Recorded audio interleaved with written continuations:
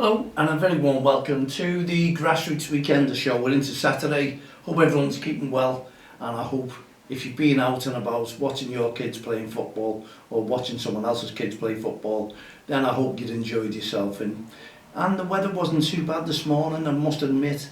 I had sunglasses with me and a brolly because when we were watching the game there, the clouds blackened and I felt a teeny bit of rain, but thankfully it didn't come down. You were thinking, is this going to be a bit of a thunderstorm? But it didn't materialise, and I think there's weather warnings for later on today. I'm not too sure, but normally for July we get rainy weather, don't we? But in the UK, what do we expect? Anyway, I hope you enjoyed your games, as I say, and the football was fantastic. The referees enjoyed themselves wherever they were, in tournaments, in summer leagues, whatever, friendlies. As long as the kids enjoy themselves, had a smile on their faces and burnt themselves out. That's what weekend's all about. The kids are loving their football and I'm loving watching the kids playing football as well. And I watched one game. Later on I went to watch one of the referees, Sophie, and she was refereeing two River junior teams. And do you know what I was surprised at? Really surprised. Great game, don't get me wrong. It was the left footers in the team. There was plenty of them. They could hit a ball, they could dribble with the ball, and it's unusual to see, I'd say, 5 or 6 players with the left foot, and it's great because I'm building up, as we all know. We only have one left back in the England team. The whole country, what's going on? What really is going on? Anyway, it's nice to see plenty of left footers out there, and it was great.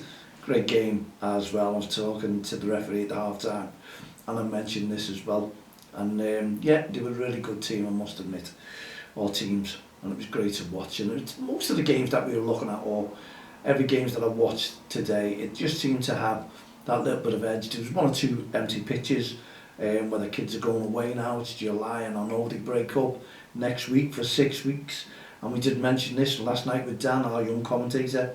We were discussing this. Dan's away for 4 weeks. Lucky Dan, going to enjoy his holiday, and we wish him all the best. And we are finishing young commentators for 6 weeks, unless we have a special guest where we'll call on 1 or 2 of the commentators to come in and do a little interview. And that's the way it is. That really is the way it is. But in the meantime, I wish all our lads a really, really happy summer holidays. I hope they enjoy themselves, camping, holidays, hiking, walking, whatever you want to do, climbing, whatever you want to do. I'm just hoping it all goes well for them. And I'm not too sure when the Summer League finishes at Jeffrey Humble, but I do think it's around about the 28th. There's a couple of last games going on there. But we'll be out and about, maybe watching. I won't be there tomorrow because I'm unfortunately in work, so I've had to record the show. Yes, in work, watching England, would you believe? Anyway, presentations, they're coming up. Now, people have asked me what sort of trophies do you give out, and I've always, when I first started, I made the fatal mistake of having leading goal scorer, managers player, things like that. But over the years, I realised, because there's accusations, isn't there? There is accusations going back, you know, because people think, oh, manager's favourite player, I knew it wasn't my lad, my daughter, whatever it is, and also leading goal scorer. They're the 2 trophies that I've dropped. You've got to drop them trophies because it does bring a little bit of argy-bargy, and what I put into it is now we have the player's player, the parent's player, and basically, I don't look. We have the special awards, obviously. We do have the special awards, but everyone is getting those special awards. We have 3, and what we could do, maybe the coaches and the parents could look into someone. But we have these votes. The votes go in, and we all know it stops all the arguments. It really, really does. You could have a special award, and everyone tends to agree with them. Over the years now, when I've done trophies, it works. No one gets jealous about, well, they shouldn't do, because the votes are, you know, you've voted yourselves, parents vote, the kids vote, and it's the way it is. And you managers and coaches start voting on your own, then you get accused of having a special player in the team. And me, every kid who played for us was special. Everyone done their own thing, you know, and that's the way you look at it. You want to give a ton of awards out, but you've got to draw the line somewhere. And over the years, it has been special awards. And I know there was talk not too long ago that people wanted to do away with trophies because, you know, in football, in sporting activities, dear me, why would you do that? Why would these people think we've all had it over years and years? You win a trophy, it's something special, and you take that into your adult life as well. You know, I was in pool teams, football teams, and if you took football, the trophies away from that, whoa, I think you'd take the kids away from it because they'd go, what are we playing for? It's worthless, you know. And it does, and that's the way it works. Your thoughts on that? Would you take trophies away from sporting activities? Not in a million years, you couldn't. Anyway, I'd love to know your story, what you do to make things fair in your team. Giving the awards out, you've got to make it fair. I bet you there's still teams there who do have leading goal scorers. And you know, we all have a leading goal scorer, but it's unfair on your defender, your goalkeeper, sometimes your midfielders. That leading goal scorer who plays up front all the time has got the rub of the green and is always in the opposition box, you know, and unfortunately the defenders will stay back. And I know it's small side of football and you don't sort of have positions, well you do, because you still want to teach the kids when they're at a young age the basics of football. And the basics to me of football was throw-ins, corners. You know, the throw-ins were special. I really did concentrate on throw-ins, and every kid has a throw-in now. I'm looking at referees and saying, why penalise them now taking a foul throw?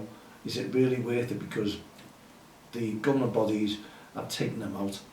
They've taken them out of kids' football to up to under 12s next season. And we're going to have some debates before this season kicks off regarding this. So I'd like to know your thoughts straight away on what you think. And I know there's a lot of people, I talk to them day in, day out, and I'm asking the same question. Referees, parents, committee members, they're all against it. You've got to do it. And you'll have one or two gooders who'll say, yeah, it's great, safety for the kids. And I keep drawing the line to this. Answer me this, in America they want to ban the rubber pitches, 3G, 4G, because they say it causes cancer. This is in America. Now, the FA have looked into it and they said there's no reason whatsoever why they're going to cancel it. There's none at all, because there's no proof that this is happening. Is it the same at kids football? Is it the same with dementia, heading the ball? Where's the proof? I don't think there is any. So why are we banning the heading of the ball? Because the balls are lighter. Kids football, that's part and parcel of the game. The ball goes in the air. Rather than overhead kicks, you want them to head the ball. Even kids want to head the ball. They're telling you, and people will say, yeah, but you've got to protect them, because if it is proven, you know, in these years to come, then we've done something good. But where do you draw the line? Where's the balance? Why don't we just ban 3G, 4G pitches? How much have we spent, or the government bodies spent, on 3G, 4G pitches? How much? Imagine if you took all them away and put your grass pitches back in. Just imagine. And it's no good saying, oh yeah, but all the games will be cancelled every week because of the rain, the health and safety. We're talking safety here, aren't we? We're talking safety. So it's open for debate. It really is. My opinion, I didn't want to see the heading of the ball taken out. Not in a million years. And that's why I'm telling referees, or talking to referees now, saying it's pointless you now pulling kids up for foul throws when it's getting taken out next season. Just let them do what they do. You've got to get in touch with me. You've got to let me know. mal@don'ttexttheline.com. Your thoughts on it, please. As a referee, as a committee member, as a parent, as a coach. We need to know. We need to know, because everyone I seem to talk to does not want this new law bringing in, and it's going to be a law. It is to grassroots football only. It really is. So I wonder what the professionals think about it as well. I'd love to get one or two of the professionals in to make a comment. I really, really would. You know, we're all in it for safety reasons. Honest to God, you can walk down the street now and get run over to be banned cars. You know where I'm coming from. You know what I'm saying. It's brought on. Look at the boxing. Everyone talks about the head guards that they have on that protection. Were we going to bring the head guards out in football? I bet you that was debated. I really do think that kids wearing head guards playing football so they could head a ball was debated. I bet it was. Skull caps. I bet it was all debated. And they've come up with this now where I think it's on for debate. I'll have to re-look at the rules and regulations about it as well, because I was talking to Dan, and you know, Dan was reading into one side of the law and I was reading into another side. I thought you could, when the dribble, 3 touches they have to pass the ball from a throw-in now. From a throw-in. There's no throw-in. Oh, corners, what's happening? Has it got to be hit low now along the floor? Football, has it gone? Is it going? And we're talking grassroots football now, because if England do win the Euros tomorrow against Spain, what's it going to do? As Southgate has turned around and come out and said, it'll change the face of football at all levels. It's already changed. We're taking out throw-ins. We're taking out throw-ins in kid football. So it's, you know, 9 times out of 10, I've seen coaches that, I've done it myself, I asked them to throw the ball to feet to control it. You don't throw it in the air for them to head it. You really, really don't. You try and throw it in front of them so they can run onto it. That's the way a throw-in should be taken. It really should, honestly, and that's the way most of the coaches I've taught the kids what to do. You know, not a foul throw, they've corrected them on that one, but throw it to feet so they can control it. And that's the way kids have learned it. Now we're taking the throw-ins out because the do-gooders have said that they're always heading the ball. The throw-ins don't go in here, what I'm watching. I'm watching it now and it's to feet. Couldn't we just keep that in? Could we not just keep that in? As we say, it really is open for debate, and because the kids are going to be off on the school holidays and summer holidays, summer break, we'll be getting coaches in, managers in, even referees in, and we'll be talking to them about this new change of the game in grassroots football and what it really does mean for everyone. From under 7s to under 12s, they can't head the ball. We cannot head the ball. As we say, it's open for debate. I thought it was miles away there. I was looking there and going, oh, I've only got a minute or so left of the show. Anyway, we're coming to the big one. Obviously, the next show will be talking about England all day, won't we? England all day, the night game. What's it going to be? How's it going to pan out? Well, your thoughts. Everyone's looking forward to it, but I don't see many celebrations. People organising things in grassroots, in pubs, clubs, yeah, maybe in the city centre, because it is the weekends and that's when they want the custom, so they'll all do something. The flags will go up and the celebrations will start. But me, I cannot get into my head at the moment regarding these celebrations, these looking forward to England. And do you know what? I think there's more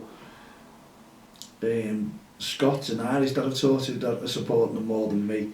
I just don't know what it's going to bring tomorrow when that game goes. And probably for the fact that I'm in work as well. Many people are screaming to have days off, bank holidays on the Monday. You couldn't do that. That is, dear me, you know, that for everything that we do in England, and then we all want a day off. And I know there's many people going to bring in sick. And I know we heard there's a big boost in COVID coming back as well. And people are saying they're off with COVID and all making excuses for Monday. Well, you can't go in with hangovers. So I know plenty of bosses out there are sort of switching off things and helping them to watch the game on the Sunday evening. What a game it should be, Spain. Well, there you go. There is two, well, no one yet at the moment. We'll talk about that in the next show. The water tastes nice, by the way. It really does. Okay, we'll go back to grassroots football. We'll go back to what you're all planning for next season. After today with the River Summer League, there was loads of respect, by the way, loads of respect on and off the field of play. What more could we say? I know there was one incident between the team and coaches and parents, which didn't really blow up, and it was reported to me, so that would be something that would be looked into by the organisers. So as you say, but what I did notice, and I'll say this to you because I saw the back end and I knew something was up, and it's a message to all parents out there as well, because when you start arguing and showing aggressive behaviour towards it, probably the referee or each other, like it was today to the coach, it wasn't to the referee, it scares the kids, it really does. And the reason, I'll tell you this now, because they're worried and they don't want to see anyone hurt. I overheard a parent talking to his child about couldn't get over things, but I did hear the child then talk to the dad and saying, please don't fight. And the dad's saying, I'm not going to fight, we're going back to the car now. So obviously I knew there was something that had gone amiss at the game, but it was the reaction of the child who was petrified, couldn't wait to get to the car to get home. You could see, because obviously it was something between the dad and whoever it was, I don't know. But you've got to look to the bigger picture. You've got to look to the kid, to the child. Doesn't want to see his dad in a fight, doesn't want to see his dad hurt or anyone else. And that is the emotions that kids are taking with them. That is the scary factor of not just grassroots football, of any sporting activity or anything that may go on within the street. It doesn't have to be sporting events that kids can see or get involved in. But this was a plead of a young child to his dad. Now, what I'm trying to say to you is it affects the kids in a big way. And, you know, young referees as well, if they're threatened, just imagine what it's doing to them. The emotions go. It really goes on them. There's no adrenaline kick in. They just want to get away as quickly as they possibly can. Now, another situation as well, which excuse me, isn't towards anything like that, but what I did see, and it was Genoa football team, you know, the kids, and what it was, I watched, and there was a free kick. So two youngsters got in the wall, and one lay down behind the wall. No one, no coach, no one has said for the kids to do this. They just did it. And lo and behold, the ball on the free kick did hit the wall, so it was job done. But those kids weren't going to jump, they were just going to turn their back because they're only 8 years of age. And it worked. But what I'm saying, you look, the kids did this themselves on the field of play. The coaches never told them to lie down on a free kick, not in a million years. It's what they see. It's what they see in your England games, in your Premier League games, in your EFL games. It's what they see what the players doing. When they put a free kick up, a player lies down, so when they jump, it doesn't go underneath. Now this is in the head. And what the model of the story is, really, is kids will copy what they see and also copy what they hear. So you imagine an irate parent, spectator, effing and blinding towards a referee on the field of play. There's two situations there. How the kids feel. You could tell that today by the youngster's reaction to his dad, thinking he was going to fight. And then you see another scenario like what we saw today. Kids, brilliant, don't get me wrong, it was brilliant. Their own tactics. That's how they're learning. And it was great, well done to Sophie. She captured that photograph. I put it out on social media and I made the same comment about this. The kids will copy what they see and hear. Just remember it when you go out to grassroots football. Just remember the harm that you could do to your children, someone else's children, by getting into aggressive behaviour on the field of play or verbal abuse towards a referee, towards each other. Let's all calm it down, let's all forget that. Let's go and just support the kids as we should do on and off the field of play. And that's what I'm going to finish with today, and I'd love your thoughts on it. mal@don'texttheline.com. Add me as a friend on Facebook, Twitter, LinkedIn, all the social network sites. And if you're out and about tomorrow, before the England game playing grassroots football, or watching it, enjoy it. But in the meantime, we'll see you tomorrow, round about 6 o'clock with our show. And myself, Mal Lane, all the team here, the Grassroots Show, Don't Cross the Line, Respect Programme, no heart, hearts of gold, no ref, no game. We'll see you tomorrow, round about 6. Good night, God bless.